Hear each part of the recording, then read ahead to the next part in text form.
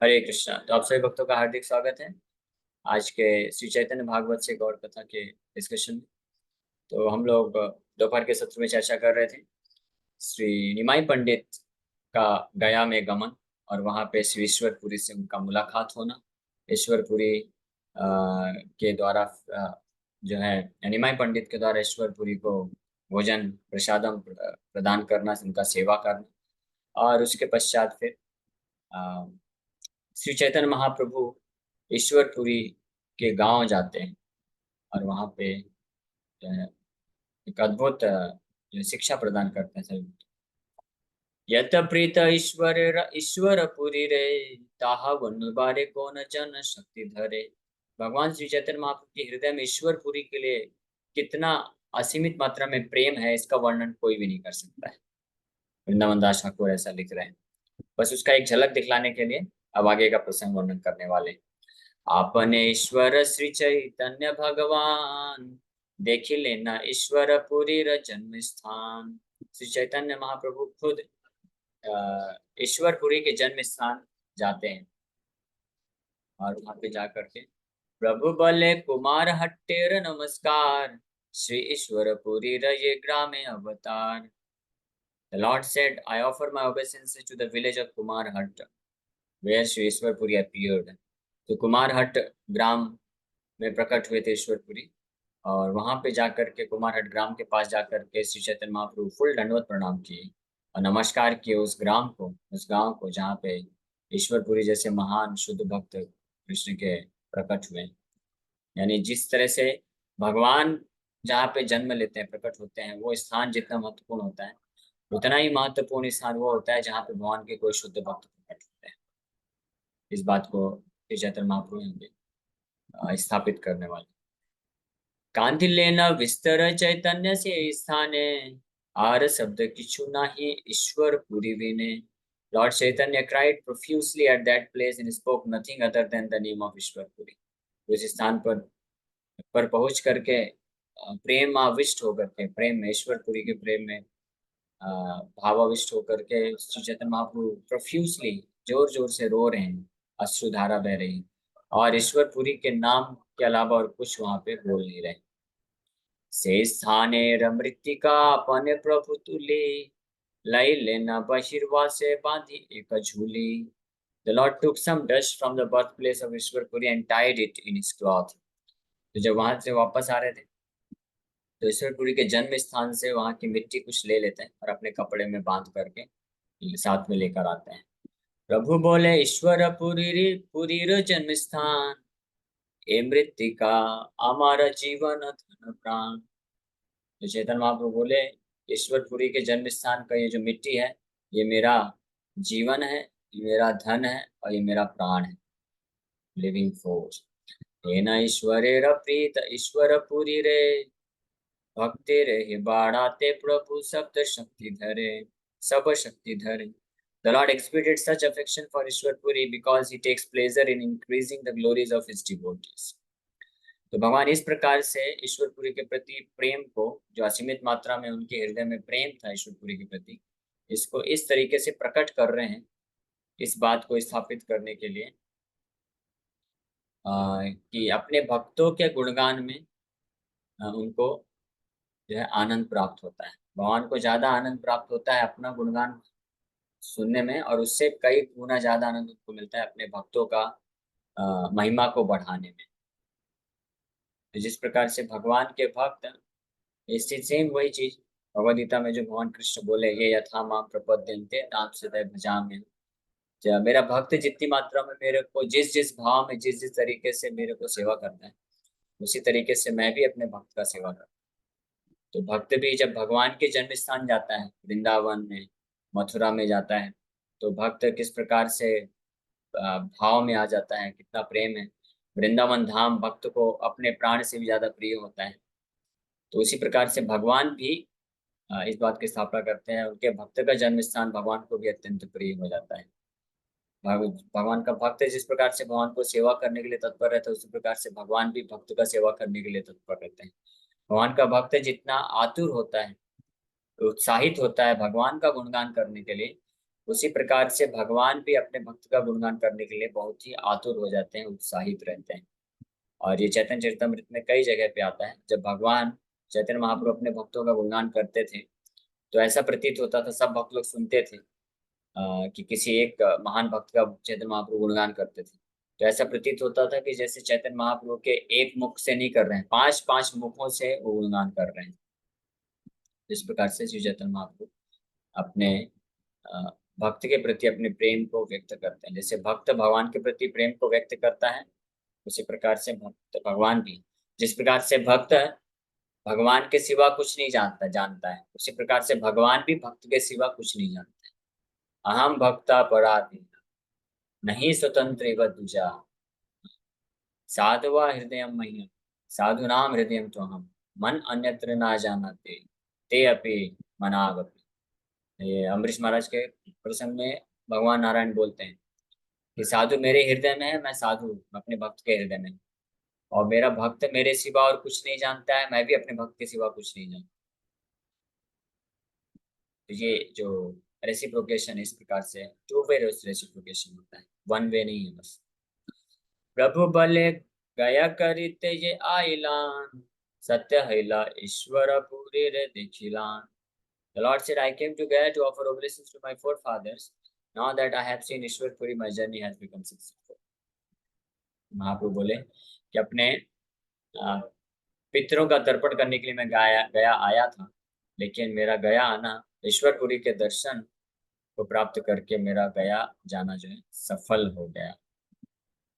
आरदिने निपृते ईश्वरपुरी स्थाने, मंत्र दीक्षा चाहिले न मधुर वचन। अब अगले दिन श्री चैतन्य महाप्रभु श्री निमाई पंडित गुप्त रूप में ईश्वरपुरी के स्थान पे गए, प्राइवेटली उनसे एकांत में मिलने के लिए गए, और बड़े ही मधुर वचन में उनको जो है रिक्वेस्ट करने लग गए, अनुरोध कर रहे हैं कि आप मुझे दीक्षा दीजिए, मंत्र दीक्षा दीजिए। अब सोचिए कैसे ईश्वरपुरी जानते हैं श्री चैतन्य महाप्रभु निमाई पंडित कौन है, ये भगवान कृष्ण ही। हालांकि निमाई पंडित अपने आप को छुपा रहे हैं, छुपा के रख रहे थे, लेकिन कितना भी छुपाए उससे तो कोई कुछ होने नहीं वाला है। जैसे सूरज है, एक बार जगन्नाथपुरी में ऐसे ही हुआ। जगन्नाथपुरी में सब भक्त लोग हरे कृष्ण कीर्तन कर रहे हैं, और फिर कुछ समय पश्चात हरे कृष्ण कीर्तन छोड़ के सब लोग जोर जोर से गौरंगा गौरंगा गौरंगा गौरंगा, जय सच्चिनंदन जय सच्चिनंदन जय सच्चिनंदन गौर हरि, ये कीर्तन करने लगे। महाप्रभु सुने, अरे महाप्रभु अंदर बैठे हुए थे, तो सुने ये कि लोग ये क्या चिल्ला रहे हैं, अपना कान बंद करने लग गए श्री चैतन्य महाप्रभु, और जो है गुस्सा हो गए, बाहर से क्रोधित हो रहे हैं, अंदर से बहुत संतुष्ट थे क्योंकि भक्त बड़े प्रेम से अपने ही भगवान का नाम ले रहे हैं। लेकिन क्योंकि भक्त के भाव में आए हैं तो बाहर से बहुत क्रोधित हो रहे हैं। श्रीवास ठाकुर को बुलाते हैं, बोलते हैं श्रीवास ठाकुर ये क्या है, ये लोग ये क्या कर रहे हैं, ये आपके भक्त लोग हरे कृष्ण कीर्तन छोड़ करके ये मेरा नाम क्यों कीर्तन कर रहे हैं, उनको बोलो, कुछ रोकने को बोलो उनको। तो श्रीवास ठाकुर बोले कि वो संभव नहीं है, वो सब जानते हैं आप ही उनके कृष्ण हैं, इसलिए आपका नाम ले रहे हैं। तो जैसे महापुरुष ने अपना कान बंद कर लिए, विष्णु विष्णु विष्णु ये क्या बोल रहे हैं, मैं तो भगवान का तुच्छ दास हूँ, आप मुझे भगवान के बराबर क्यों बोल रहे हैं। तो फिर बोले कि आप जाके उनको रोको, उनको बोलो हरे कृष्ण कीर्तन करने के लिए। तो शिवाज ठाकुर गेट के पास जाते हैं, सूरज की किरणें आ रही हैं, और अपने हाथ से सूरज को जो है ढकने का कोशिश कर रहे हैं, ढकने का कोशिश कर रहे हैं। तो महाप्रभु देखे, बोले कि शिवाज ठाकुर ये क्या कर रहे हो। तो शिवाज ठाकुर बोलते हैं मैं सूरज को ढकने का कोशिश कर रहा हूँ, सूरज, ताकि यहाँ पे प्रकाश ना आ पाए, अंधकार हो जाए। तो श्री चैतन्य महाप्रभु बोले क्या रे, ऐसा भी कभी संभव है क्या कि कोई सूरज को अपने हाथ से ढक सकेगा, ये संभव है क्या। तो उसी प्रकार श्रीवास ठाकुर बोले उसी प्रकार से भगवान के भक्त बड़े चतुर होते हैं, भगवान के द्वारा ही भगवान को डिफीट कर देते हैं। तो श्रीवास ठाकुर बोले उसी प्रकार से आप सूर्य के जैसे हैं, आप कितना भी अपने आप को छुपाने का कोशिश करें, आप छुपा नहीं सकते हैं, आप प्रकट हो ही जाएंगे। ऐसे ही जब भगवान कृष्ण रासलीला के दिन शरद पूर्णिमा की आधी रात को फ्लूट बजाए थे, सभी गोपियां आ गई। फिर भगवान कृष्ण गोपियों को बोलते हैं कि अरे आप लोग आधी रात को सब कुछ छोड़ के ऐसे कैसे आ गए? ऐसे स्त्री आधी रात को घर से बाहर अकेले आ जाना, ये तो उचित नहीं है, ये तो धर्म के विरोध विरुद्ध है पूरी तरह से। तो आप सब लोग जाओ।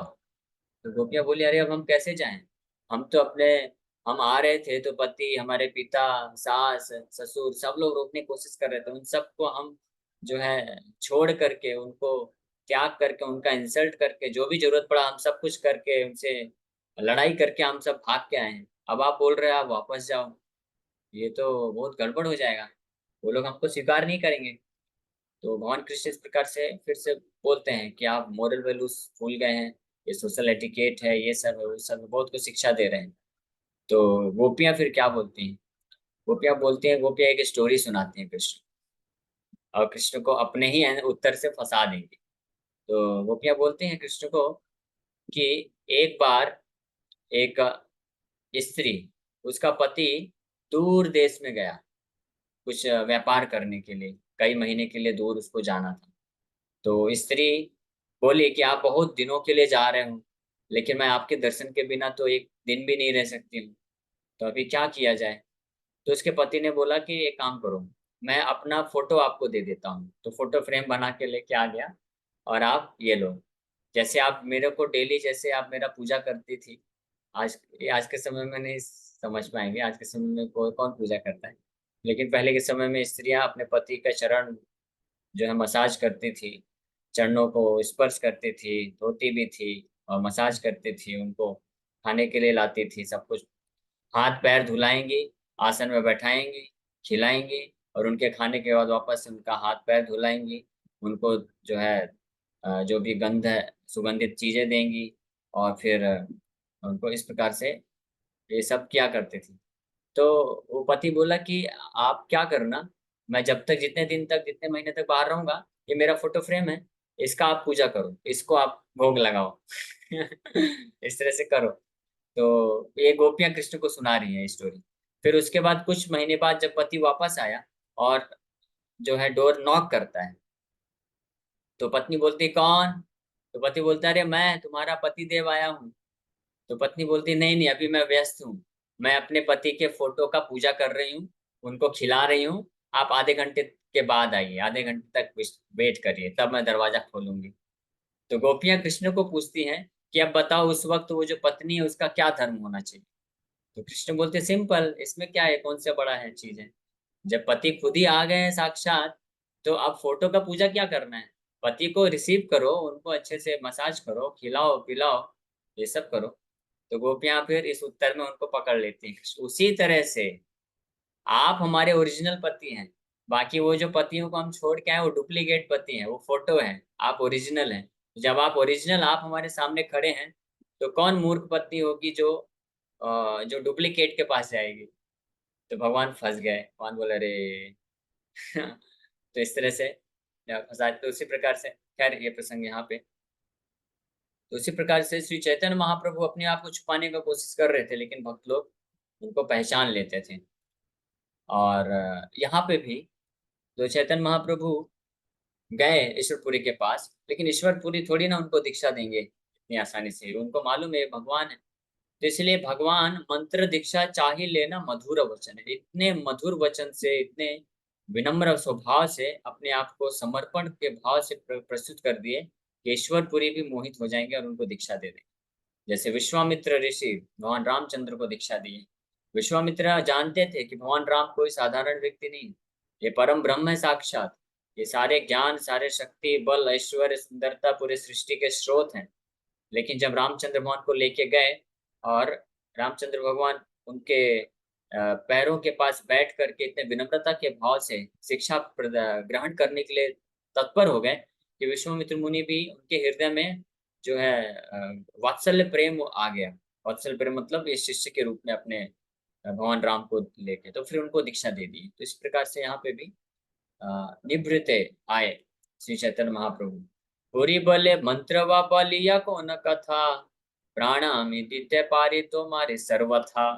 तो इतने मधुर वचन से निमाई पंडित ईश्वरपुरी को बोले थे कि आप कृपा करके मेरा उद्धार करिए, मुझे मंत्र दीक्षा दीजिए। तो ईश्वरपुरी का हृदय इतना पिघल गया, वो बोले आपको मंत्र क्या, मैं तो अपना जीवन आपको दे दूंगा।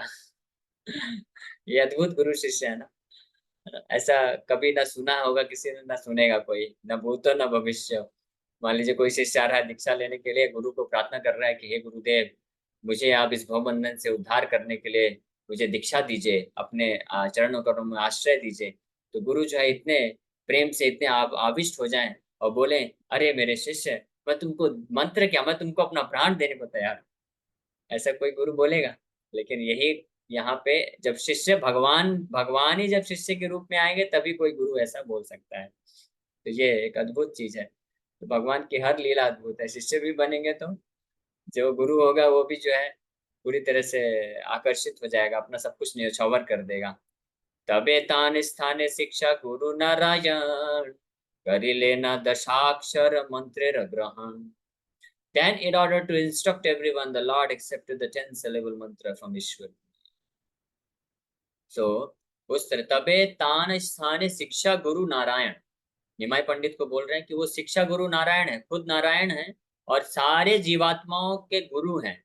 लेकिन सारे जीवात्माओं के गुरु होने के बावजूद भी भगवान नारायण स्वयं करी लेना दशाक्षर मंत्र ग्रहण, लोगों को शिक्षा देने के लिए और ईश्वरपुरी के ऊपर विशेष कृपा प्रदान करने के हेतु भगवान निमाई पंडित दशाक्षर मंत्र उनसे दीक्षा के रूप में प्राप्त कर लेते हैं। तो इस प्रकार से उनका ये दीक्षा हो जाता है। दशाक्षर मंत्र जो है गोपाल मंत्र है।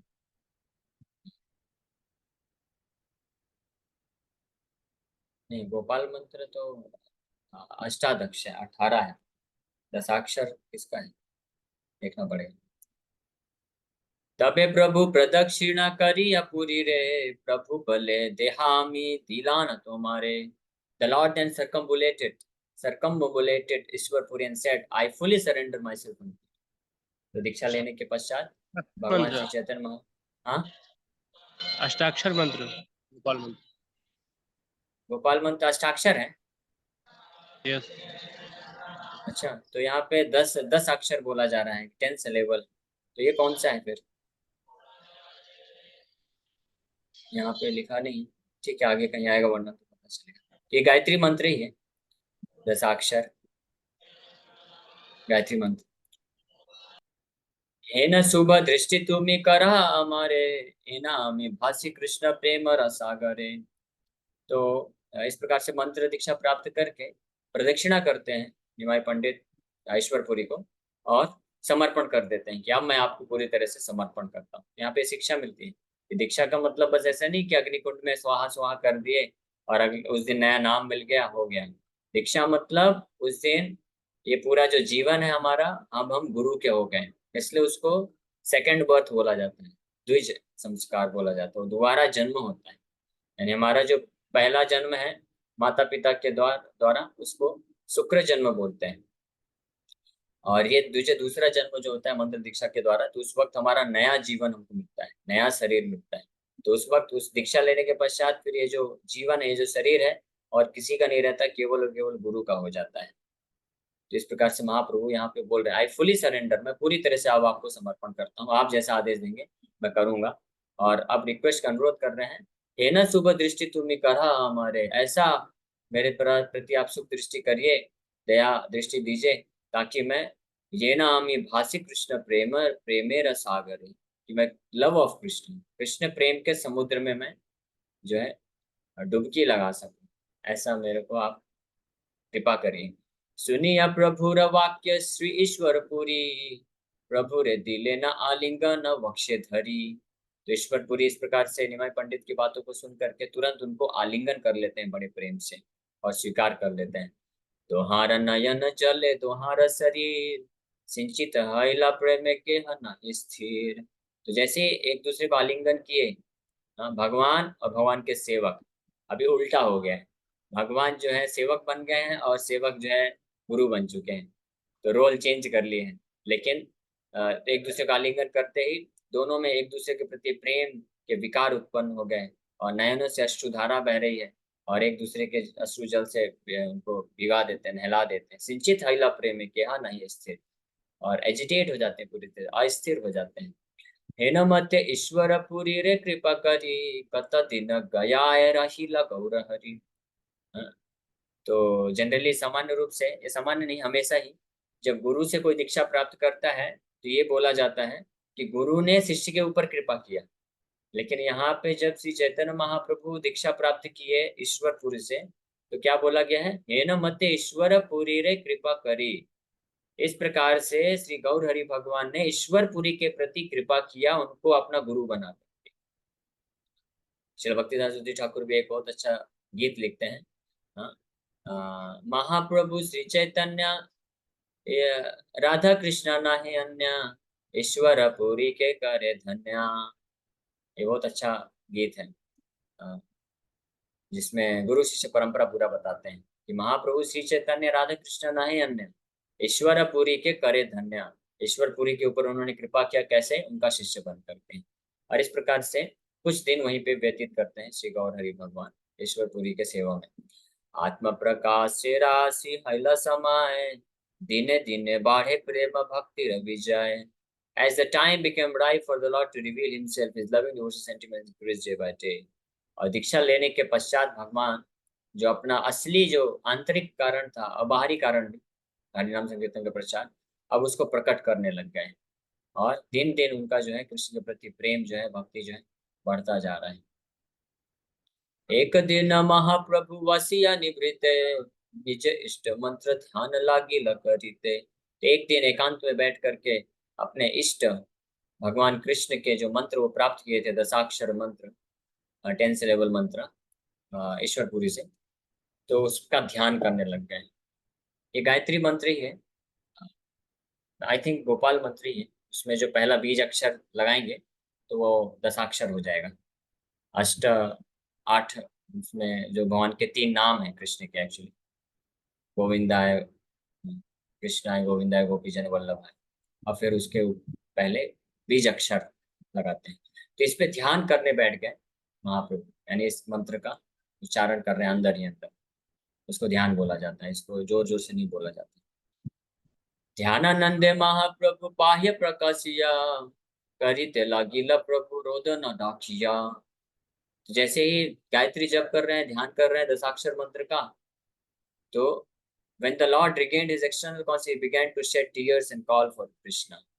और उस ध्यान के पश्चात जैसे ही बाहरी चेतना में आए, तो भगवान श्री चैतन्य महाप्रभु दिव्य कृष्ण प्रेम में उनकी आंखों से अश्रुधारा बहने लग गई, और जोर जोर से कृष्ण कृष्ण जो है चिल्लाने लग गए, जोर जोर से, और बोल रहे हैं, कृष्ण रे बाप रे मोर जीवन श्रीहरि, ओ नदी के गेला मोर प्राण करी चूरी। Oh my dear Krishna, oh father, oh Hari, my life and soul, where did you go after stealing my heart. अब विरह को अनुभव कर रहे हैं, हे कृष्ण, हे मेरे बाप, मेरे जीवन को लेकर के आप किधर चले गए? आईनु ईश्वर मोर को नकी के गेला, श्लोक पढ़े प्रभु कांति ते लागिला। I saw my Lord, but now where has he gone? The Lord then began to try and recite various verses. बोल रहे जब ध्यान कर रहे थे गायत्री, तो उस वक्त कृष्ण का दर्शन हुआ, लेकिन भगवान चले गए, तो रो रहे हैं कि कहाँ चले गए, मैंने आपको देखा, आप कहाँ चले गए। तो इस प्रकार से भागवतम के कई श्लोकों को जो गोपियां कृष्ण के विरह में बोलती हैं, उस श्लोकों को फीलिंग्स ऑफ सेपरेशन में गाने लग गए, जो बार बार। प्रेम भक्ति रसे मग्न हैला ईश्वर, सकल श्रीअंग हैला धुलाए धूषम। The Lord was absorbed in sentiments of ecstatic love and his entire body was covered with dust. यानी उस प्रेम के कारण, अश्लील विकार के कारण जो है श्री चैतन्य महाप्रभु नीचे भी गिरे, हाँ, और गड़ा गड़ी जाए, लोटपोट भी किए, उसके कारण उनके पूरे शरीर में दस्त लग गया, और पूरी तरह से कृष्ण के प्रेम में एब्जॉर्ब हो गए। आर्तनाद करी प्रभु डाके उच्च स्वरे, होथा गेला बाप कृष्ण छाड़िया मोहरे। और बड़े ही उच्च स्वर में, बहुत ही डिस्ट्रेस में आकर के जोर से चिल्ला रहे हैं कि where did you go leaving me behind my dear child Krishna. हे कृष्ण, आप मेरे को छोड़ के कहाँ चले गए? हे प्रभु आछिलाति परम गंभीर, से प्रभु हाइला प्रेम में परम अस्थिर। तो वही श्री निमाई पंडित जो पहले बड़े गंभीर थे, बड़े विद्वान थे, बड़े बड़े संस्कृत के विद्वानों को भी पराजित कर देते थे, इतने बुद्धिमान विद्वान और संस्कृत के स्कॉलर थे। अब दीक्षा लेने के पश्चात कृष्ण प्रेम में इस प्रकार से पूरी तरह से अस्थिर हो गए, एजिटेट हो गया उनका मन कृष्ण के विरह में। गड़ा गड़ी आए न कांदे न उच्च स्वरे, हासिले न निज भक्ति विरह सागरे। तो नीचे लोटपोट कर रहे हैं, रो रहे हैं, और कृष्ण के विरह में प्रेम, कृष्ण प्रेम के समुद्र में जो है डूबे जा रहे हैं।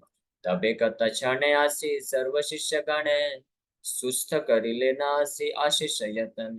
तब निमाई पंडित अपने शिष्यों को भी लेके आए थे। वो सारे शिष्य तो कुछ समय पश्चात वो आते हैं निमाई पंडित के, और उनको देख करके बड़े ही ध्यान से उनको पैसिफाई करते हैं, सुस्त करते हैं, बाहरी चेतना में लेकर के आते हैं। प्रभु बोले तुम्हारा सकल यहाँ करे, मुई आरया ना आई मु संसार भीतरे। तो निमाई पंडित उन सबको बोले, you all go back to Navadweep, I will not return to material life. Nimai Pandit decide कर लिए, बोले कि अपने शिष्यों को कि आप सब लोग नवदीप चले जाओ, अकेले मैं नहीं जाऊंगा, अब मैं वापस से भौतिक जीवन में नहीं जाना चाहता, मैं केवल ये जीवन जो है कृष्ण के लिए अर्पण करूंगा। मथुरा देखिते मोहि चली मु सर्वथा, प्राणनाथ मोर कृष्ण चंद्र पाया था। बोल रहे हैं आप सब नवदीप जाओ, मैं अब भौतिक जीवन वापस से नहीं जाऊंगा, मैं यहाँ से डायरेक्टली मथुरा जाऊंगा, जहाँ पे मेरे प्राणनाथ श्री कृष्ण का दर्शन मैं करूंगा। नाना रूपे सर्व शिष्य गण प्रबोधिया, स्थिर करी राखी लेना सबाई मिलिया। The student tried in various ways to solace the Lord and keep him peaceful. तो सब शिष्य लोग बहुत प्रयास कर रहे थे निमाई पंडित को स्थिर करने के लिए, उनको समझाने के लिए, लेकिन कोई सफल नहीं हो। भक्ति रसे मग्न हाय वैकुंठेर पति, चित्ते स्वास्थ्य न पाए न रही पे न कति। The Lord of Vaikuntha however was absorbed in devotional sentiments and his heart was agitated. So how could he remain peaceful?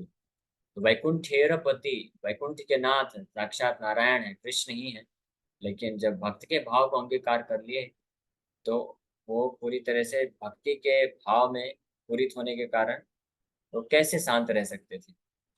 कहा रे न बलि प्रभु कत रात्रि शेषे, मथुरा के चली लेना प्रेम आवेशे। Early one morning without informing anyone, एक दिन सुबह सुबह ही बिना किसी को सूचित किए भगवान जो है मथुरा की तरफ कृष्ण प्रेम में विरह को महसूस करते हुए मथुरा की तरफ निकल गया। कृष्ण रे बाप रे मोर पाई मुको थाय, ए मत बालिया जाए न घबराए। और जाते जाते जोर जोर से चिल्ला रहे, हे कृष्ण हे कृष्ण, कहाँ मैं आपको पाऊं, कहाँ मैं आपको पाऊं, इस प्रकार से बोल बोल के वो जा रहे हैं मथुरा की तरफ। कत दूर आई ते सुने न दिव्य वाणी, एखन मथुरा न आई पे तुझे मणि। तो कुछ समय तक ऐसे ही जा रहे हैं, तो आकाशवाणी होती है, देवता लोग आकाशवाणी करके बोलते हैं, O Krishna jewel of the brahmanas, हे द्विजमणि, हे ब्राह्मणों में सर्वश्रेष्ठ, ब्राह्मणों के रत्न, आप तो ब्राह्मणों के रत्न हैं, द्विजमणि हैं, आप इस प्रकार से इतना व्याकुल क्यों हो रहे हैं? अभी आप मथुरा मत जाइए, ये अभी उचित समय नहीं, आपको और बहुत सारा कार्य करना है। तो याद दिला रहे हैं देवता लोग। भगवान प्रेम में इतना उन्मत्त हो गए कि अब तक अपना अवतार किस लिए लेके आए थे वही भूल गए, और कृष्ण प्रेम में इतना व्याकुल हो गया कि मथुरा की तरफ निकल गए। तो देवता लोग आकर के आकाशवाणी कर रहे हैं कि अभी मत जाइए, आप द्विजमणि हैं, ब्राह्मणों के सर्वश्रेष्ठ हैं। याई बार काला अच्छे आई बात खने, नवद्वीप निज ग्रह चला एखने। You will go when the appropriate time comes. Now you should return to your house in Navadvip. जब उचित समय आएगा तब आप निश्चित वृंदावन मथुरा जाएंगे, अभी आप अपने घर वापस आइए, नवद्वीप वापस आइए, आपको बहुत कुछ कार्य करना है वहाँ पे। तुम्हें श्री वैकुंठनाथ लोक निस्तारित अवतीर्ण हयाच सबार सहित। तो देवता लोग याद दिला रहे हैं कि आप वैकुंठ के नाथ हैं, और साक्षात कृष्ण हैं आप, और आपका जो अवतार हुआ है इस संसार के बद्ध जीवों को उद्धार करने के लिए हुआ है, तो आप उसको छोड़कर अभी मथुरा चले जाएंगे तो हो गया, फिर आप तो कैसे उद्धार करेंगे? इतने सारे जीवात्माएं भटक रहे हैं, उनका क्या होगा? अनंत ब्रह्मांडमय करिया कीर्तन, जगत तेरे बिलाई प्रेम भक्ति धन। When you distribute the wealth of ecstatic love, your kirtan will inundate innumerable universes. इसलिए आप जाइए और इस प्रेम को जिसको आप आस्वादन कर रहे हैं इसको डिस्ट्रीब्यूट करिए, वितरण करिए, इससे अनंत ब्रह्मांड के लोगों का उद्धार हो। यानी इससे पता चलता है कि अनंत केवल इस पृथ्वी में ही नहीं, पूरे इस ब्रह्मांड में ही नहीं, कई अनेकों अनेकों ब्रह्मांड में श्री चैतन्य महाप्रभु की लीला चल रही है। उनका ये जो कार्य है संकीर्तन का वितरण, ये चल रहे हैं। ब्रह्मा शिव सनकादिये से विह्वल, महाप्रभु अनागायन मंगल। ताहा तुमी जगतेरे दिबारा कारणे, अवतीर्ण हयाच जाना आपने। You have advantage to distribute that love which Lord Ananta always glorifies, which Brahma, Shiva and the four Kumaras are overwhelmed with. This fact is known to you. आप भली भांति जानते हैं कि आपका अवतार जो है, आप प्रकट हुए हैं उस प्रेम को, कृष्ण के उस शुद्ध प्रेम को वितरित करने के लिए, जिसको भगवान अनंत भी हमेशा गुणगान करते हैं, जिसको ब्रह्मा शिव और चार कुमार भी जिसमें मत होकर के नृत्य करते हैं, ओवरवेल्म रहते हैं। सेवका हमारा तब चाही कही बार, अतएव कहिला न चरण तुम्हार। अपना विधाता अपने तुम्ही प्रभु, तुम्हारा ये इच्छा से लंघन नहीं कभू। अतएव महाप्रभु चल तुम्ही घर, विलंब देखी बासी मथुरा नगर। तब देवता लोग बड़े विनम्र भाव से, क्योंकि आज्ञा नहीं दे सकते ना, वो साक्षात भगवान है, तो बोल रहे हैं कि we are your servants, therefore we offer this reminder at your lotus feet. हम आपके सेवक हैं, तुझसे दास हैं। हम बस आपको इसका रिमाइंडर दे रहे हैं, आपको बस हम याद दिला रहे हैं, क्योंकि आप कृष्ण प्रेम में इतने मत हो गए हैं, तो आप जानते हैं, लेकिन फिर भी आप मथुरा चले जाएंगे तो फिर हो गया। जो जिस उद्देश्य के लिए आप आए थे, जीवात्मा को उद्धार करने के लिए, वो नहीं हो पाएगा। इसलिए हम आपको याद दिला रहे हैं। O lord, you are supremely independent, लेकिन फिर भी आप पूर्ण रूप से स्वतंत्र हैं। आपकी जो इच्छा आप वो करिए, उसको कोई रोक नहीं सकता है। लेकिन हम आपके सेवक होने के नाते हमने ये सेवा कार्य किया है, बस आपको याद दिला रहे हैं। Therefore, O Lord, please return home. You will see the city of Mathura later. इसलिए अभी आप जो नवद्वीप जाइए वापस, और बाद में जो है आप निश्चित रूप में मथुरा का दर्शन करेंगे। सुनिया आकाशवाणी श्री गौर सुंदर, निवर्त हाइला प्रभु हरि श्री अंतर। जिस प्रकार से आकाशवाणी सुन करके भगवान गौर सुंदर से संतुष्ट हो गए और अपना जो यात्रा को स्थगित कर देते हैं फिलहाल, और इस प्रकार से वापस अपने अभी गया वापस आ जाते हैं, और उसके बाद नवद्वीप जाएंगे। ठीक है, तो इसी के साथ हम लोग यहीं पे विराम करते हैं। Thank you very much. Hare Krishna.